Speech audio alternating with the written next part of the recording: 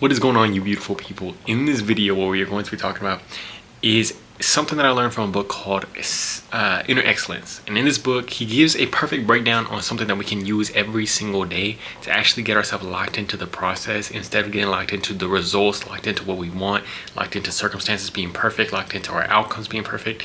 And what he calls it is the actual 4-step process for process control. And what this starts off with is, number one, we are going to be focusing on Number 2 is being focused on being firstly is giving it our all. Giving it our all and 100% of what you have today. And that is powerful because a lot of times you might be like, have everything. You might have everything that you can give. It's like perfect. Everything's beautiful. You have all that you can give. It feels like it's your best effort. But sometimes you're also going to be tired. Sometimes it's not going to be the most. And sometimes you just got to get up there and you got to be able to give it on that day, whatever you can. But focusing on giving our whole heart. And that's what he talks about in the book, as being able to actually get us locked into that flow state and being able to actually continue to be better. He talks about all this stuff, these 4 things that we're going to talk about. They're actually the stuff that actually gets you the results by focusing on the process as a byproduct instead of just actually focusing on trying to get the result, which actually gets you farther and farther away. Focusing on the process is going to get you closer to that result. So focusing on this first one, being able to give it your best. And one of the verses that I have for this that helps us really understand that it's for the Lord, giving our best for the Lord, and what we have is, I forgot the actual where it was from, but it says that whatever your hands find it to do, do it wholeheartedly as unto the Lord and not to man. And what that basically means is giving our all as if we are working for the Lord and not for human masters. And what wholeheartedly is, and I really love this, it's giving it with your whole heart, giving your whole body, mind, and soul into what you're currently doing right now. That's 100%. And what it made me think about is like a sports player, like an athlete when they're on the court. And what I've always loved, I've freaking seen, like, you see these athletes out there and they're out there screaming, they're out there hyped, they're out there. You can tell the difference between like a Zion Williamson and a Victor Wembanyama. Very, very different.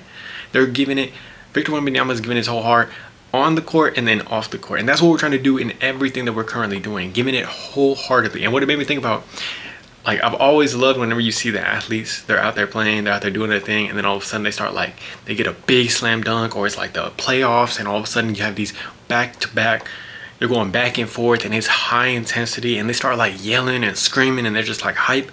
I've always loved that. And what we can do is, that's the thing that we're getting into, that whole heart where you are engaged. And it's not just the moment on the court, but it's everything that they're putting into what they're doing on the outside too. Even like a tennis player, there's a top tennis player, he was talking about it. It's the visualization, it's the mental work, it's all that stuff that he's doing on the outside that goes into the court also.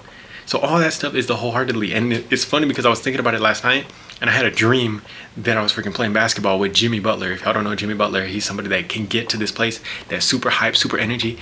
And I had a dream that I freaking slam dunked on him and I started yelling in his face. I get hype.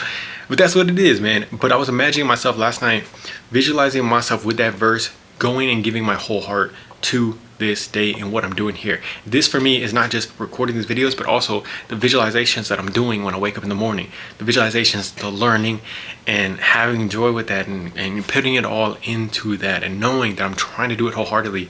And it almost gets you to a place of like screaming and like excitement and joy and energy with it. And just imagining, I think it's the same place that an athlete gets to every day, that we all want to get to, where you can be like, knowing that you're doing this thing that is taking your whole heart, you're putting everything into it, and you're waking up every day. How can you not be excited for that? So the second one is to be present. What that basically means is being in the presence of God. And that's what I like to believe, and that's what I like to get into. Being in the presence of God in everything that we're doing. That's the process control. So what that means is, in what you're doing, can you visualize and imagine yourself in the presence of God while you're doing that on a step-by-step basis, on a day-to-day basis? Like, visualize your day being in the presence of God. And what that is that joy, that love, and that energy and that peace of God. Because a lot of times we can kind of just get into this slump where it's like a slump, we're kind of just dragging by, we're kind of just going by the day.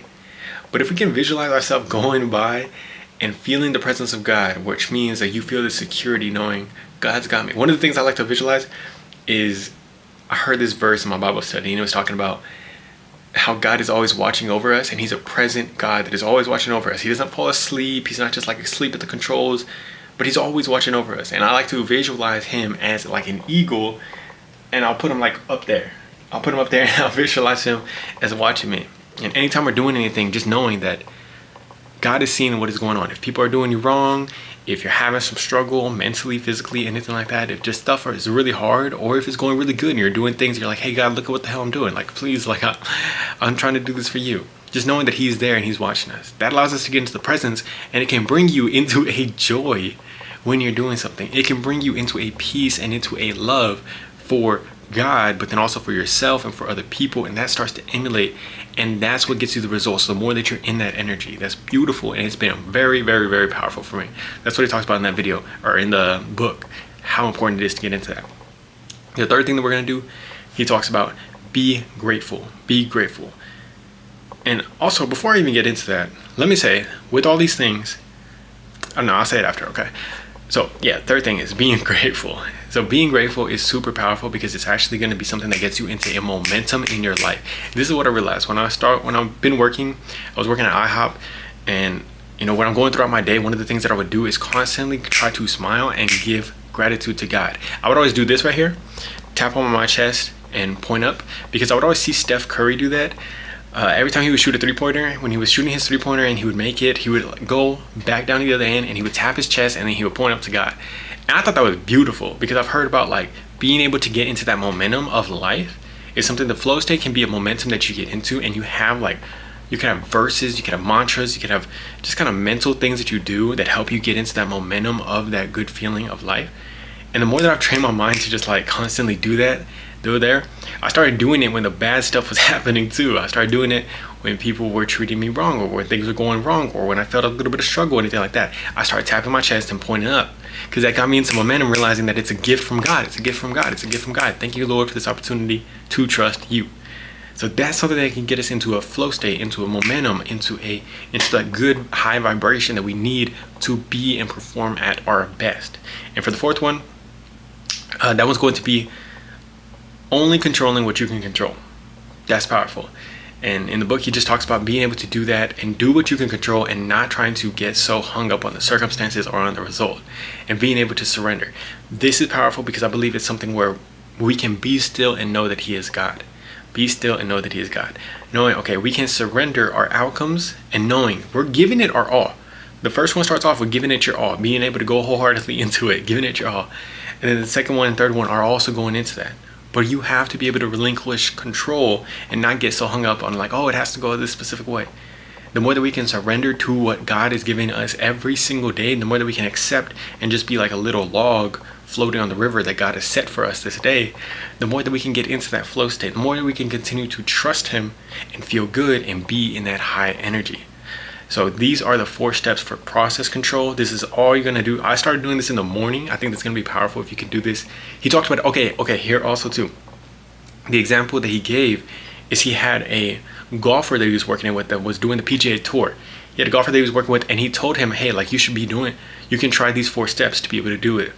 So the golfer's like, okay, I'm gonna start doing that. So him and his caddy, which is basically the person that drives around holding his golf clubs, him and his caddy started doing it at the end of every round. The caddy would come and they would start running by these 4 things over and over. They would start running by these 4 things and visualizing them living out all these 4 steps on throughout the day. How does that look like throughout the day? Running through these 4 steps, you know, trying to be present, trying to give it your all, 100%, trying to be grateful throughout it all, and then also relinquishing control and surrendering. And they were just imagining themselves.